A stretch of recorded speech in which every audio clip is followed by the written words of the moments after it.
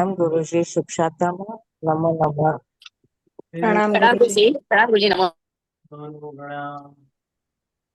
ગઈકાલે આપણે નામકર્મના જે સત્તા સ્થાન હતા એટલે એના પહેલાના એ આપણે જોયા. બધા જ કર્મ સત્તામાં હોય નામકર્મના તો 193 ની સત્તા, 193 ની ખાલી 93. એ પછી જે નામ કર્મ ન હોય તો 92 ની સત્તા, જે નામ કર્મ હોય અને આહારક ચતુષ્ક ના હોય તો 89 ની સત્તા, અને બંને ના હોય તો 88 ની સત્તા. અને આ જ જીવ જ્યારે સપક્ષની માંડે અને નવમાના બીજા ભાગે પહોંચે તો નવમાના પહેલા ભાગના અંતે ટોટલ 16 પ્રકૃતિ, એમાં થિનદી ત્રિક છોડીને બાકીની 13 પ્રકૃતિનો નાશ કરે તો સત્તામાં રહે. નવમાના બીજા ભાગથી માંડીને 14માના ઉપાંત્ય સમય સુધી, 14મા ગુણસ્થાનકના ઉપાંત્ય સમય સુધી કેટલી સત્તા રહે? તો 92 વાળાના, 93 વાળાના સત્તા વાળાને 80, 89 વાળાને 76, 92 વાળાને 79 અને 80 વાળાને 70. અને 14મા ગુણસ્થાનકના અંતિમ સમયે 9, જીન નામ કર્મ વાળો હોય તો, ન હોય તો 8. એ સાથે આપણે જોયું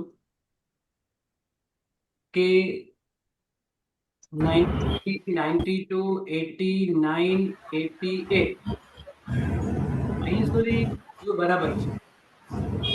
અહીં સુધી એવું બને છે કે અહીંયા તો જીનામ કર્મ પણ નથી અને આહારક દ્વીપ પણ નથી. પછી એ જ જીવ જો એકેન્દ્રિયમાં જાય, ત્રસપણ છોડીને સ્થાવર વગેરેમાં જાય તો એ જીવ દેવદ્વીપ અથવા નરક દ્વીપની ઉદ્વલના પણ કરે. દેવદ્વીપ અથવા નરક દ્વીપની ઉપાંત્ય એટલે કોઈ એક. અને સપ્તતિકા કર્મગ્રંથકારશ્રીના મત અનુસાર દેવદ્વીપ આ રીતે 2 પ્રકૃતિ કાઢતા 86, અને નરકદ્વીપ અને વૈક્રિય ચતુષ્કા કાઢતા 80. 80 આ પ્રમાણે પણ ઘટે, 80 આ પ્રમાણે પણ ઘટે.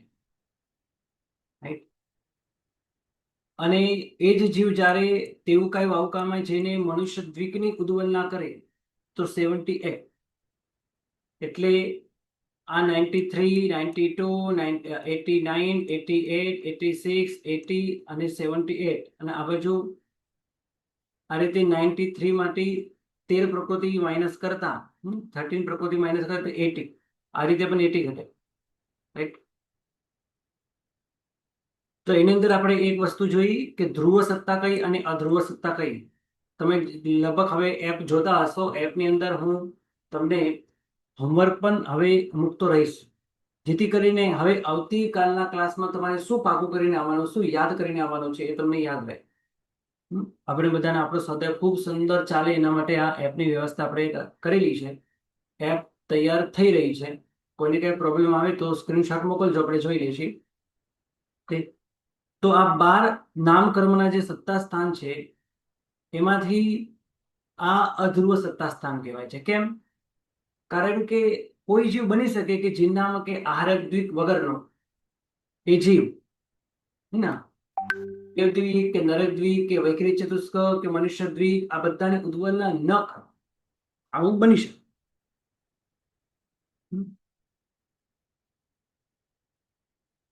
તો 86, 80 અને 78 આ અધ્રુવ સત્તા સ્વરૂપે કહેવાય.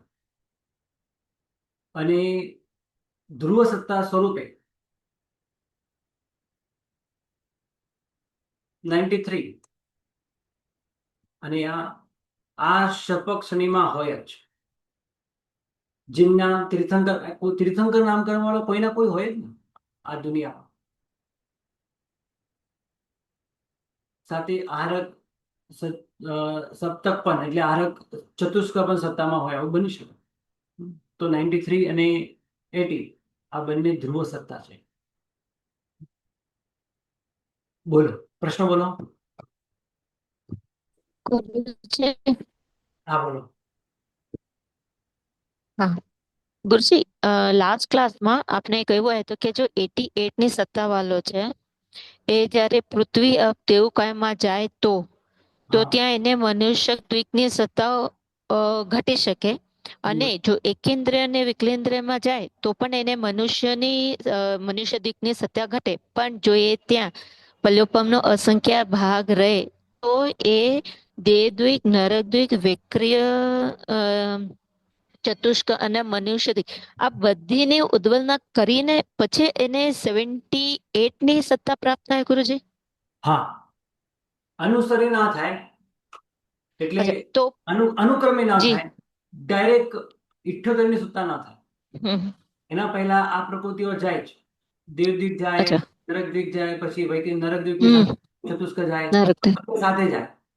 નરકદ્વીપ અને વૈકરી ચતુષ્ક એ સાથે જાય, અને હમ. પછી મનુષ્યદ્વીપ જાય. આ રીતે જો ખાલી તો હા બોલો. તો ગુરુજી આ જો એટલો કાલ રહે તો જાય, અગર ને અદૃશ્ય સત્તાને કારણે જાય પણ અને ના રહે તો ના પણ જાય, આવું ના, પણ થઈ શકે. હા હા હા, એટલા માટે જ અધ્રુવ સત્તા રૂપે કહેવાય. થાય જ એવું કઈ નિયમ નથી. ન જી. પણ તેવું કાય ને વાવું કાયમાં જાય અને મનુષ્ય હમ. દ્વીપ સત્તા હોય, હા હોઈ શકે, ના નથી. પણ ત્યાં જો એ જીવ હમ. પલ્યપમનો અસંખ્યાતમો ભાગ વધારે સમય કાઢે તો પછી ના, એનું જી. ઓટોમેટિક એની ઉદ્વલ ના થઈ જાય. એનું એક ટાઈમ પીરિયડ હોય છે. એ ટાઈમ પીરિયડમાં એ બીજી કોઈ ગતિમાં જાય તો વાંધો નથી. એટલે પલ્યપમનો અસંખ્યાતમો ભાગ, બધા પલ્યપમના અસંખ્યાતમો ભાગમાં ઉદ્વલના થઈ જાય છે. દેવદ્વીપ, નરકદ્વીપ, વૈકરી ચતુષ્ક, મનુષ્યદ્વીપ. જો એ એકેન્દ્રિયમાં જાય તરત બહાર આવે તો પછી કઈ તો નહીં થાય હા ઉદ્વલ. 86, 80, 78 આ બધું કઈ ના માટે. હમ. હમ. ટાઈમ પીરિયડ બરાબર ત્યાં પૂરો કરે, એટલે કે પલ્યપમનો અસંખ્યાતમો ભાગ પૂરો કરે તો પહેલા દેવદ્વીપ જાય, પછી નરકદ્વીપ જાય, પછી નરકદ્વીપની સાથે વૈકરી ચતુષ્ક સાથે જાય, અને પછી છેલ્લે મનુષ્યદ્વીપ જાય. અને મનુષ્યદ્વીપ પણ ક્યારે વાવકામાં જાય તો, કારણ કે ત્યાં સ્વાભાવિક જ મનુષ્યદ્વીપ બંધાતો નથી. બાકી એકેન્દ્રિયમાં પણ મનુષ્યદ્વીપ ક્યાં બંધાય છે, તેવું કઈ વાવકામાં નથી બંધાતો. ઓકે, તેવું કાળમાં મનુષ્યદિક નહીં બંધાશે હજી કારણ કે ત્યાં જતો નથી. જી જી ગુરુજી, થોડું મને ડાઉટ. Thank you. ગુરુજી એક પ્રશ્ન છે. હા બોલો. ગુરુજી એક પ્રશ્ન છે. આપણે જેમ કે પૃથ્વી વનસ્પતિમાં ઘણો કાળ રહે તો એને ઉદ્વલના થાય ખરી અષ્ટકની એમને ન બાંધે તો થઈ પણ જાય, કહેવાય નહીં. ન બાંધે એટલે કે એ પ્રકૃતિઓ ન બાંધે તો એમ. હા, અચ્છા, ન એવું પણ બાંધે. થાય. જી, ન બાંધે તો થઈ પણ જાય, પણ પ્રાય કરીને આવું થતું નથી. ક્યારેક હા આકાંક્ષ હા વગેરે કરતા હોય ને તો બંધાઈ જાય, કારણ કે એમને ઓકે પરાવર્તમાન પ્રકૃતિ હોય. ઓકે, તો એટલે આપણે એમ સમજી લેવાનું કે તેવું વાવમાં જાય તો નક્કી થાય એવું સમજી લેવાનું. હા, કારણ કે તેવું આવું કઈમાં કેવું છે કે બંધાતું હા. જો નથી, જકરપૂર્વક છે. હમ હમ મનુષ્ય હમ માટે હમ એવું થાય જ નહીં એને. હવે હમ મનુષ્યમાં હમ ન હમ. જાય એ પછી એ દેવમાં ને એ બધે કેવી રીતે જાય? જેમ કે હા. એટલે તમારો જે પ્રશ્ન છે ને એમાં જવાબ બધા જુદા જુદા આવશે. ધારો કે ઓહ. દેવદીપ નું ઉદ્વલન હમ. કરે કે ના કરે? તેવું બાવળ તો કરશે જ, એ તો કરશે જ પક્કો. પણ એક આ પૃથ્વી વનસ્પતિ ન પણ કરે ના ગુરુજી? હા, ન પણ કરે. આખી ન પણ કરે, ઉદ્વલન ન પણ થાય, અને ઉદ્વલન થતા પહેલા બહાર નીકળી જાય. નીકળી જાય અને ઉદ્વલના ન જ કરે, ઘણો સમય સુધી રહે તો પણ ઉદ્વલના ન થાય એવું જ બને ને. હા, એ કહું તમને. હા. હવે જો માનો કે કોઈ પણ એટલે કોઈ જીવને દેવદીપ બંધાયું છે, ઘણું સારું બંધાયું છે, પણ કંઈક પાપ હમ. કર્મ કરી એ પૃથ્વીમાં આવ્યો. એકેન્દ્રિયમાં ગયો છે. નહીં? એકેન્દ્રિયમાં ગયો છે. હમ. હવે ત્યાં ગયા પછી સ્વાભાવિક જ દેવ પ્રાયોગિક પ્રકૃતિ ન વાત. હમ. હા, મનુષ્ય પ્રાયોગિક પ્રકૃતિ બાંધે તો મનુષ્ય માટે એને વિકલ્પ છે, પણ હમ. એ ડાયરેક્ટ ત્યાંથી જવાનું નથી દેવદ્વીપમાં અને નરકદ્વીપમાં. તો ત્યાં એની હમ. ઉદ્વલતા શરૂ થઈ જાય. હા, મનુષ્યદ્વીપની ના કરે, પૃથ્વી કાય આપકાય વનસ્પતિ કાયમાં ન કરે. પણ હમ. એ જ જીવ જો વાવકાયમાં જ જાય, ડાયરેક્ટ એકેન્દ્રિયમાં વાવકાયમાં પહોંચી જાય તો બધાની તો ઉદ્વલન એક સાથે શરૂ થઈ જાય. કારણ એ કે તો ના સમજી. દેવમાં જવાનું છે, ના નરકમાં જવાનું છે, ના મનુષ્યમાં જવાનું છે, અને હમ. મૃત્યુ પામીને નિયમિત ત્રિયંશમાં જ જવાનું છે. એટલે બાકીની ત્રણેય ગતિ, ત્રણેય દ્વીપ, દેવદ્વીપ, નરકદ્વીપ અને આ રીતે વૈક્રિય ચતુષ્ક પણ સાથે અને મનુષ્ય દ્વીપ પણ સાથે આ બધાની ઉદ્વલના શરૂ કરે, પણ ઉદ્વલના વારાફરતી જ પૂર્ણ કરે. પહેલા દેવદ્વીપની પૂર્ણ થાય, પછી નરકદ્વીપ સાથે વૈક્રિય ચતુષ્કની પૂર્ણ થાય, પછી મનુષ્ય દ્વીપનું પૂર્ણ થાય. બરાબર, એ સમજી. બરાબર. જી. ગુરુજી, હા, સંતોષ શાંતિનો ક્વેશ્ચન શું હતો? એમનો ક્વેશ્ચન એ હતો કે એ જ્યાં કોઈ પણ જીવ આ રીતે એકેન્દ્રિયમાં જાય તો ત્યાં જઈને એ ઉદ્વલના કરે છે. હવે એના બધા પ્રકૃતિની અપેક્ષાએ આપણે વિચારીએ તો મનુષ્ય દ્વીપની ઉદ્વલના કરે જ એવો નિયમ નથી, કારણ કે પૃથ્વી કાંઈ અપકાયમાં વનસ્પતિ કાંઈ, કારણ કે ત્યાં તો બંધાય પણ કરે. હવે એવું માનીને ચાલીએ કે ત્યાં એ બંધાય જ નહીં, આવું તો લગભગ થવાનું નથી. મનુષ્ય દ્વીપ એ બાંધશે, કારણ કે એના માટે તે પરાવર્તમાન પ્રકૃતિ છે, અને એકેન્દ્રિયમાં તો આકામ નિર્જરા હોય જ. એકેન્દ્રિયમાં આકામ નિર્જરા હોય જ, એટલે પરાવર્તમાન પ્રકૃતિ બંધાતી હોય એટલે મનુષ્ય દ્વીપ એને બંધાય છે. ક્યારેક તો બંધાય, અસંખ્ય કાળમાં એવું ના બને કે આકામ નિર્જરા ન કરે અને બંધાય નહીં, બંધાય જાય. બરાબર. પણ આપણે દેવદ્વીપની વિચારણા કરીએ તો ત્યાં તો સ્વાભાવિક, કારણ કે એકેન્દ્રિય મૃત્યુ પામીને નરકમાં કે દેવલોકમાં જવાનો જ નથી. ત્યાં તો સહજ પલ્યપમના અસંખ્યાતમાં ભાગમાં એ પ્રકૃતિની ઉદ્વલના કરી લે. પલ્યપમના અસંખ્યાતમાં ભાગના સમયમાં, કારણ કે ત્યાં એને જવાનું નથી, તત પ્રાયોગિક પ્રકૃતિ એને બાંધવાની નથી, એને ઉદ્વલના થઈ જવાની છે. રાઈટ. ના, એટલે એટલે કામ કરવાની ખૂબ સારી પડી હોય જી, ખૂબ સારી હા. પડી હોય એની એના સત્તામાં બહુ ખૂબ પડી હોય તો પલ્યોત્પન્નના અસંખ્યાત્મક ભાગમાં પણ કદાચ નિર્જરા ન થાય, પણ નિર્જરા નહીં, આ ઉદ્વલના ઉદ્વલના ન પણ થાય. ન પણ પૃથ્વી થાય. અપવનસ્પતિમાં, એવું પૃથ્વી નથી. અપવનસ્પતિમાં કહું એ છું, તો મેં પૃથ્વી મનુષ્ય અપવનસ્પતિમાં. માટે કીધું, મનુષ્ય માટે કીધું. દેવ માટે તો એ થઈ જ હા. જાય, થઈ જ જાય. એ ગમે તેટલી બાંધી હોય અને એ હા. એકેન્દ્રિયમાં ગયો હોય. રાઈટ. હા, તો નહીં પણ ઉદ્વલના સમાપ્ત નહીં પણ થાય ને ઉદ્વલના ત્યાં એની ના ના પૃથ્વી ના, અપવનસ્પતિમાં. પૃથ્વી અપ વનસ્પતિ કાળમાં દેવતાઓ જાય, દેવ પ્રાયોગિક ઘણી પ્રકૃતિ બાંધીને ગયો હોય તો ત્યાં હમ. ઉદ્વલના હમ. પહેલા સમયથી સ્ટાર્ટ થઈ જાય. હમ. હવે પૂર્ણ કરે કે ન કરે, ન પણ કરે, કોઈ પૂર્ણ કરે હા, એ જ કહું. એ જ કહું છું, ન પણ કરે. બરાબર. કારણ કે પલ્યપનો અસંખ્યાતનો ભાગ નાનો મોટો હોઈ શકે. એમાં પણ એટલે પલ્યપનો અસંખ્યાતનો આટલો જ દેવાનો એવો પણ નથી. એ નાનો મોટો હોઈ શકે. બરાબર. ચાલો આગળ. નામ કર્મની અંદર ઉદ્વલના લાયક આટલી પ્રકૃતિ મેં તમને બતાવી. દેવદ્વીપ, નરદ્વીપ સાથે વૈક્રિય ચતુષ્ક. ઔદારિક ચતુષ્કીને ઉદ્વલના ન થાય, એ તો સતત બંધાયા કરે. ઉદ્વલના લાયક આટલી નામ કર્મની અંદર પ્રકૃતિ છે. જેમ મોહનીય કર્મના ઉદ્વલના લાયક કેટલી પ્રકૃતિ છે, તો એ ખાલી થઈ જાય એવી પ્રકૃતિ. અનંતાનુબંધી ચતુષ્ક એને ઉદ્વલના થઈ જાય. પછી મિશ્ર મોહનીય, સમ્યક તો મોહનીય થાય. તેમ નામ કર્મની અંદર કઈ કઈ પ્રકૃતિની થાય, તો દેવદ્વીપ, નરકદ્વીપ, વૈક્રિય સાથે ચતુષ્ક અને મનુષ્યદ્વીપ. આટલી પ્રકૃતિ છે જેને ઉદ્વલના થઈ શકે. એટલે સંપૂર્ણ ઉદ્વલનાની વાત છે. બાકી તો બધી પ્રકૃતિને ઉદ્વલના થતી હોય છે, આમ તેમ બધું થતું હોય છે. ઉદ્વલના એટલે ખાલી કરવાનો પ્રયત્ન, એ પ્રયત્ન તો બધી પ્રકૃતિનો ચાલુ જ હોય. પણ સંપૂર્ણ ખાલી થાય એવી કઈ પ્રકૃતિ, તો આ જે હમણાં બતાવીએ, દેવદ્વીપ, નરકદ્વીપ, વૈક્રિય ચતુષ્ક અને મનુષ્યદ્વીપ. આ બધું ઓકે. ગુરુજી આરક ચતુષ્ક બે આવશે ને? આહારક ચતુષ્ક ઔદારિક નથી લેવાના. તેજસ, કાર્બન, શરીર, કારણ કે સતત બંધાયા કરતા હોય છે. અને ઉદ્વલના થવાનો પ્રારંભ કે શક્યતા એ એકેન્દ્રિયમાં વધારે હોય છે. એકેન્દ્રિયમાં જાય તો તત્પ્રાયોગિક પ્રકૃતિ ન બાંધે તો તેની પડેલી તે પ્રકૃતિની ઉદ્વલના થવાની શરૂ થઈ જાય, અને એને ઉદ્વલના 100 પર્યાયમાં જ થાય, 100 પ્રકૃતિઓમાં જ થાય, બીજો કોઈ પ્રકૃતિમાં ન થાય. એમાં આપણે કઈ કઈ પ્રકૃતિ લીધી, તો આ રીતે ટોટલ 10 પ્રકૃતિ. નરદ્વીપ, વૈક્રિય ચતુષ્ક, આહારક ચતુષ્ક અને મનુષ્ય દ્વીપ. ઓકે, તો 14 પ્રકૃતિ થઈ ગઈ. જી. બાકી સામાન્ય રીતે ઉદ્વલન તો બધાની થતી હોય છે, બધી પ્રકૃતિ એકબીજામાં પડીને ખાલી થતી હોય છે. એ બધું બરાબર છે, પણ આ રીતે પર પ્રકૃતિમાં ટ્રાન્સફર થઈને સંપૂર્ણ ખાલી થઈ જવી એ આટલી જ પ્રકૃતિ છે.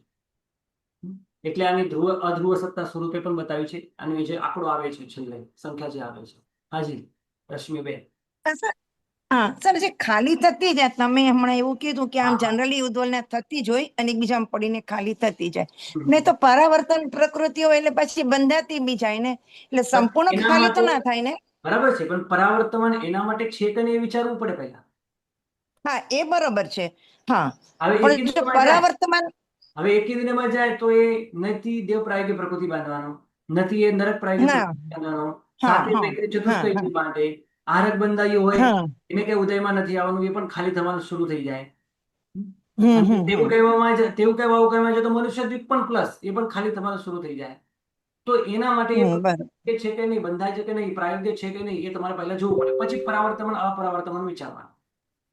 અચ્છા, એટલે જો સપોઝ પરાવર્તમાન હોય તો ઈ ઉદ્વલના કરે ખરા, પણ ઈ ખાલી ન થાય એમ. હા, બરાબર ને?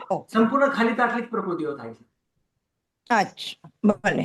ઓકે, પ્રણામ સર. નામકરણ આગળનો સ્વાધ્યાય, જો કે આ ટેબલ હું તમને એપની અંદર મૂકીશ હોમવર્કમાં, તમે એનો પછી પણ અભ્યાસ શાંતિથી કરી શકશો. નામકરણની અંદર સત્તા સ્થાન જો તમને 12 બતાવે, એમાં ગતિ, ગુણસ્થાનક અને સમયની વાત કરી લઈએ. નાનકડો સ્વાધ્યાય. સત્તા સ્થાન પર ત્રાણુની સત્તા, જેની અંદર સર્વ પ્રકૃતિઓ છે. અને આ ત્રાણુની સત્તા ક્યાં ક્યાં હોય, કાં તો મનુષ્યમાં હોય, કારણ કે મનુષ્ય બાંધે એટલે મનુષ્યમાં હોય જ, અને મનુષ્ય બાંધીને એક પછી દેવલોકમાં હોય. જિન્નામ પણ બાંધી હોય, આહારક દ્વીપ પણ બાંધી હોય, એ નરકમાં કેમ જાય? તમે એમ કદાચ કહો કે તીર્થંકર નામની સત્તા તો હોય ને નરકમાં. હા, હોય. ના નથી. પ્રથમ 3 નારકી જીવને જિન્નામ કર્મની સત્તા હોય, સાથે આહારક ચતુષ્ક બંધાયું હોય અને નરકમાં ગયો હોય, અસંભવ. આવું ન બની શકે. કારણ કે 7મા ગુણસ્થાને કે સુંદર મજાની આરાધના કરી હોય એ મરીને નરકે કેમ જાય?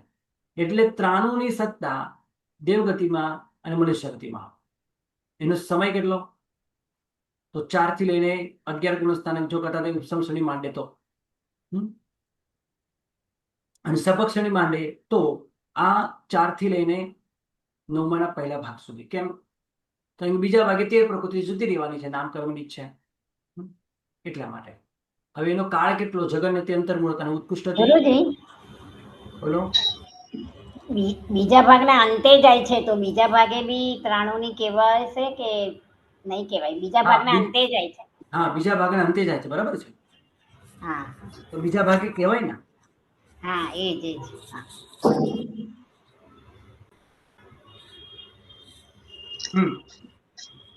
એ ગુરુજી, પછી 13 પ્રકૃતિ પહેલા ભાગને અંતે જાય છે, બીજા ભાગને અંતે 13 નથી પ્રકૃતિ. જતી. હા, બરાબર છે. 13 પ્રકૃતિ એ પહેલા ભાગના અંતે જાય છે, એટલે બીજા ભાગે ના. હા ગુરુજી, હા. બીજા ભાગે બરાબર, ના. આ નામકર્મ છે. બરાબર, નામકર્મ છે. એટલે જેમ અહીંયા આપણે હમણાં જોયું ને કે 9માના બીજા ભાગથી આ સત્તા હોય છે. 13 પ્રકૃતિ ગયા બરાબર. પછી એ બીજા ભાગથી, પણ 13 પ્રકૃતિ જાય છે ને એ પહેલા ભાગના અંતે જતી રહે છે, એટલે બીજા હા, ભાગ ના હોય. બરાબર. અહીંયા જે લખ્યું છે બરાબર જ છે. હા, આગળ. હવે એનો કાળ કેટલો? જગન્યતિ, અંતર્મુહૂર્ત.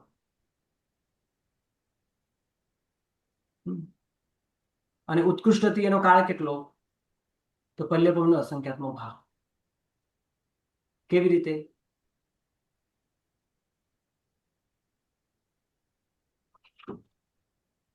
કેવી રીતે?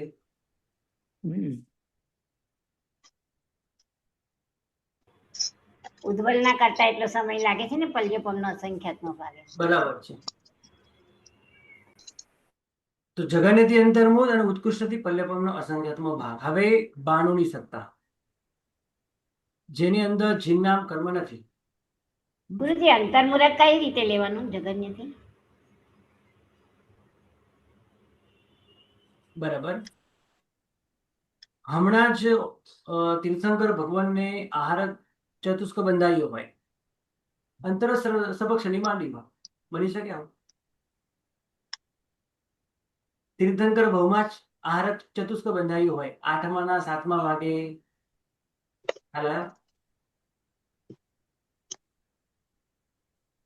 ખ્યાલ આવ્યો? હા ફરીથી બોલો. તીર્થંકર ભગવાન જીન નામ કર્મ વાળા છે, હે ને? તીર્થંકર ભગવાન જીન નામ કર્મ વાળા છે, પણ એમને આહાર ચતુષ્ક નથી બાંધ્યો, એટલે એમને ત્રાણુની સત્તા નથી. એમને ત્રાણુની સત્તા નથી. તો એમને કેટલાની સત્તા છે? તો 89. 89. બરાબર, 89 ની સત્તા છે. હવે એમને દીક્ષા લીધી, ચોથું જ્ઞાન પ્રગટ થયું અને સાધના કરી અને અંતર્મુખમાં કેવલ્યન થવાનું છે, એટલે સપક્ષની માનવાના છે, અને એ અપ્રમત્ત ગુણસ્થાને કે 7મા ગુણસ્થાને કે એના બળે એમને આહાર ચતુષ્ક બાંધ્યું. જો કે ભલે ઉદયવા નથી આવવાનો, પણ બંધાવવા કોઈ વાંધો નથી. એટલે એમને આહાર ચતુષ્ક બંધાયું અને તરત સપક્ષની માંડે એટલે ઉપર ચડે. હમણાં જ બંધાય ને હમણાં તરત જ ભોગવાય, બની શકે. ગુરુજી ઉત્તમ શ્રેણી બી માંડી શકે છે ને તીર્થંકર ભગવાન, એટલે ત્યારે પણ અંતર્મુહૂર્તમાં ઉત્તમ શ્રેણી માંડશે તો બી અંતર્મુહૂર્ત સુધી રહેશે. હા, નહીં, પણ આ સત્તાની વાત છે. બંધ તો અંતર્મુહૂર્ત જ થવાનો છે, પણ સત્તાની વાત છે. હા, એટલે ઉત્તમ શ્રેણીમાં સત્તામાં તો રહેશે, બરાબર છે. અને ગુરુજી ઉજ્જવલના આની જ થશે ને, આહાર ચતુષ્કની ને? જીન નામની તો ઉજ્જવલના નથી થતી ને. આ પલ્યપમનો અસંખ્યાત્મક ભાગ જે છે તે પછી 89 ની સત્તાનો થાય ને એમ? ના, એની ઉજ્જવલા એટલા માટે ન થાય કારણ કે એનો પોતાનો ખુદ પ્રદેશ ઉદય હોય. તો આ પલ્યપમનો અસંખ્યાત્મક ભાગ જે કીધો ઉત્કૃષ્ટથી પ્રાણોની સત્તા, એ કઈ રીતે ઘટાડવાનું? નીચે ઉતરે તો એ હવે દેવલોકમાં ગયા હોય, રાઈટ? દેવલોકમાં ગયા હોય, સામાન્યથી એની સત્તા પલ્યપમનો અસંખ્યાત ભાગ સુધી થાય. એનાથી વધારે સમય પછી કારણ કે કાં તો ઉદયમાં આવી જાય ને કાં તો પછી એને ઉજ્જવલા થઈ જાય. એટલે આરક ચતુષ્કની ને ગુરુજી? હા, આહાર ચતુષ્ક. એટલા માટે પ્રાણોની સત્તા નથી રહેતી પછી. હા હા, બરાબર છે.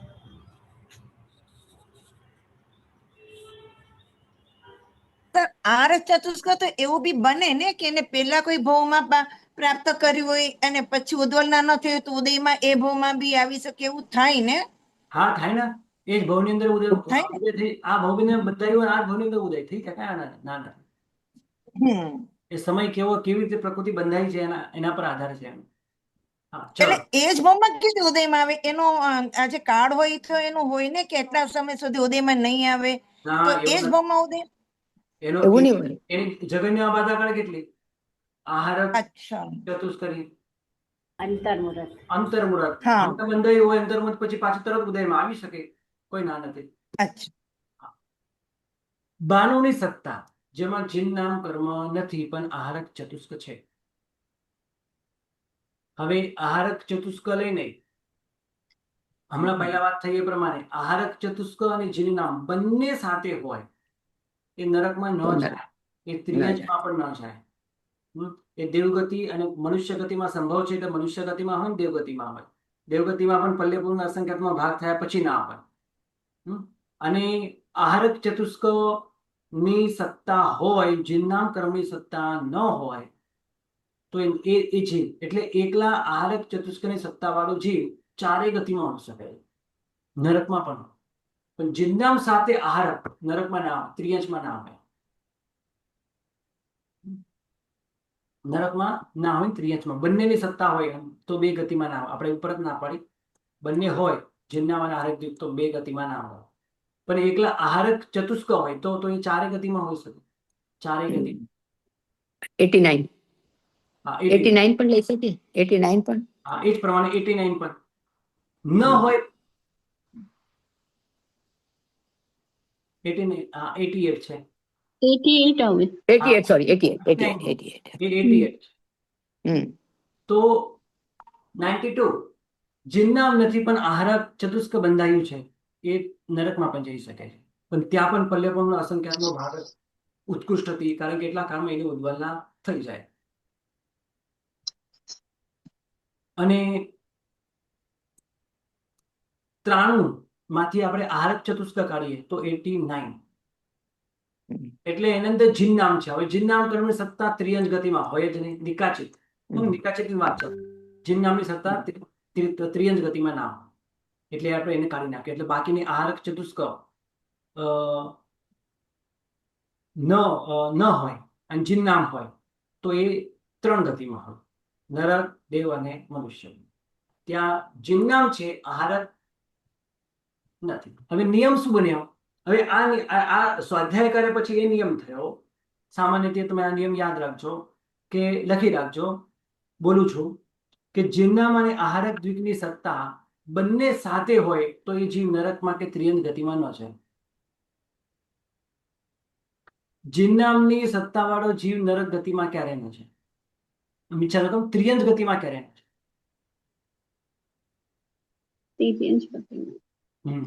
જિન્નામની સત્તાવાળો જીવ ત્રિયંજ ગતિમાં ક્યારે ના જાય? અને જિન્નામ અને આહારક દ્વિક બંને હોય તો એ નરક ગતિમાં પણ ક્યારે ના જાય.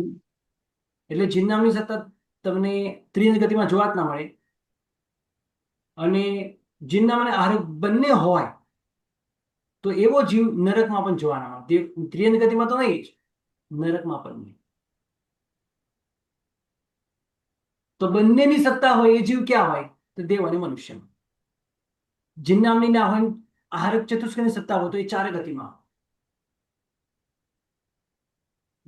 અને બંને ના હોય તો એ જીવ પણ 4 ગતિમાં હોય.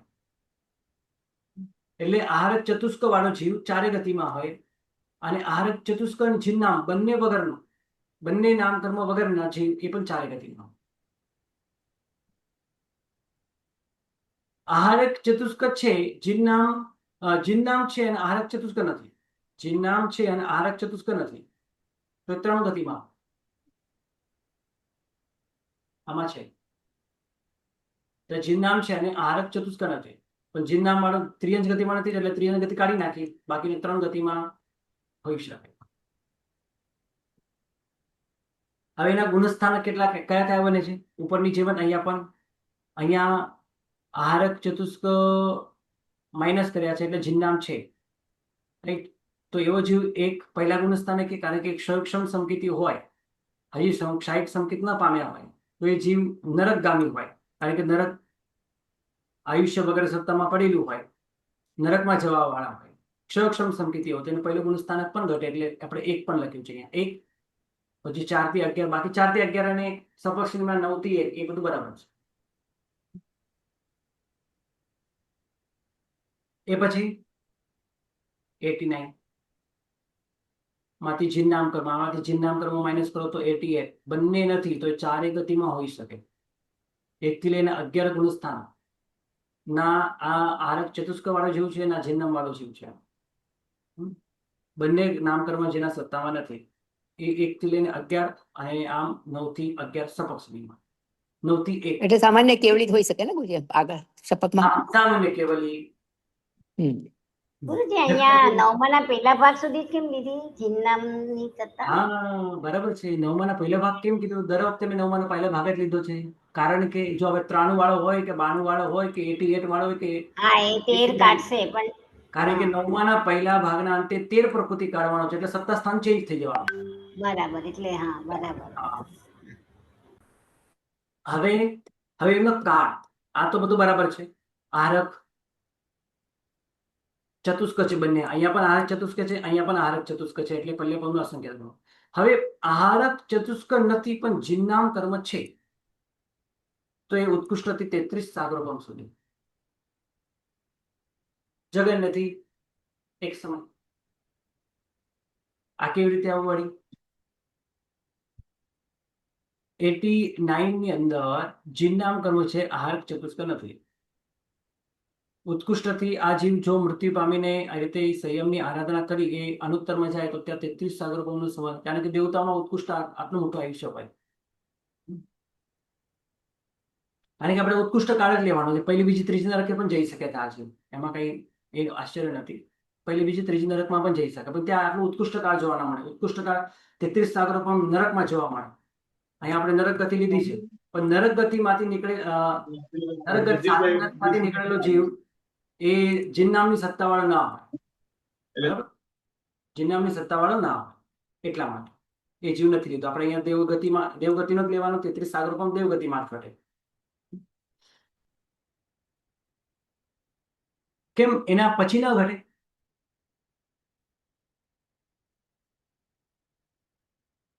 એ 11મા ગુંઠાણેથી પડીને એક સમયમાં જાય દેવલોકમાં, તો ત્યાં 33 સાગરોપમ અનુતર થાય એવી રીતે ના. જગન્ય એક સમય નહીં, ઉત્કૃષ્ટમાં કહું છું, ઉત્કૃષ્ટથી ના જગન્ય માટે એક સમય જગન્ય હજી દેવલોક વાર છે, જગન્ય હજી વાર છે.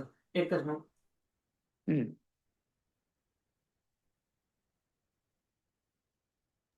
બરાબર છે. ચલો આપણે ગતિની વાત કરી લઈએ ફટાફટ. સમયની વાત તમારે વિચારીને આવવાની. આ ટેબલ હું હોમવર્ક ની અંદર મૂકી દઉં છું, તમારે યાદ કરી લેવાનું. જી. આપણે હવે જો 88 છે, ચારે ગતિમાં છે, બરાબર? 86 છે, તો ત્રિયંજ ગતિમાં પણ હોઈ શકે, મનુષ્ય ગતિમાં પણ, કારણ કે અહીંયા કઈ ચિહ્નામ છે નહીં. એટલે હવે એ પછી 88 છે, 86 કે 80 કે 78 આ બધા ત્રિયંજ ગતિમાં હોય, અને મનુષ્ય ગતિમાં પણ હોઈ શકે છે.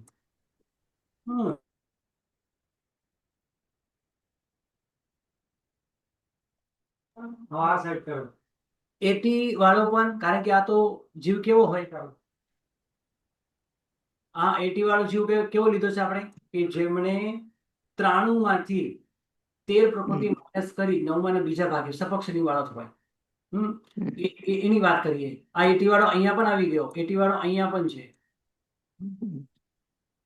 તો આ સપક્ષની વાળો લીધો છે. અને અહીંયા સપક્ષની વાળો પણ લઈ શકો છો, અને અહીંયા એકેન્દ્રીય વાળો જીવ લે છે, કારણ કે ત્રિયંજ ગતિ લીધી છે ને, એટલા ઉપરના સ્થાન 80, 79, 76, 75, 9 અને 8 આ બધા મનુષ્ય ગતિમાં જ સત્તાવાળા હોય, બીજે ક્યાંય ન હોય. આ બધી સત્તા એમને જ ઉપર ના હોય. આ થઈ આપણે ચારે ગતિની વાત. હવે અહીં અંદર જે આપણે 80 લીધા, જેમાં નરકદ્વીક, ત્રિયંજદ્વીક, નરકદ્વીક એટલે દેવદ્વીક અને વૈક્રિય ચતુષ્ક, આ બેમાંથી કોઈ એક ગઈ તો આ વૈક્રિય ચતુષ્ક હજી પણ છે, તો આ 86 ઉપર જે બતાવ્યા છે એમાંથી આપણે વૈક્રિય ચતુષ્ક હજી માઇનસ કરીએ તો જે 80 બને છે, આ એકેન્દ્રિયમાં જ બનવાનું છે, એટલે ત્રિયંશમાં જ હોય આવું.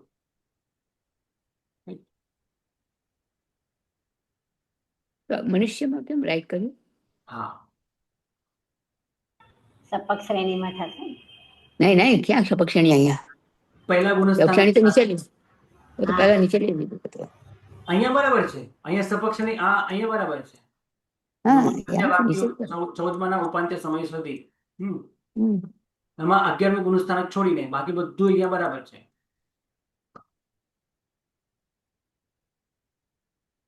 કોઈ મનુષ્ય મૃત્યુ પામીને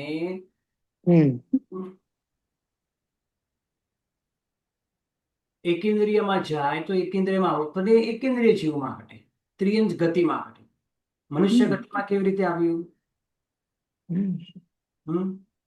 હા, હોઈ શકે. ઘણો સમય પછી એમ ગુરુજી એકેન્દ્રિય મળીને મનુષ્યમાં જાય ને ત્યારે હોય એમ શરૂઆતમાં, એમ કહેવાનું. તો એ એકેન્દ્રિય વાળા મનુષ્યમાં આવે તો એને મનુષ્યની સત્તા લઈને આવવી પડશે ને એને. હા, બરાબર છે. વિચારીને આવજો. આ સ્વાધ્યાય તમને મેં આપી દીધો. આ ટેબલ હું તમને હોમવર્કમાં મૂકું છું. આ ટેબલ એકદમ વ્યવસ્થિત જોઈને પધારશો. પછી આપણે સમયની પણ ગણતરી કરી લઈએ. ઓકે, બસ જયેશભાઈનો ક્લાસ શરૂ થાય છે. જી પ્રણામ. પ્રણામ ગુરુજી. પ્રણામ ગુરુજી, ધન્યવાદ. પ્રણામ ગુરુજી.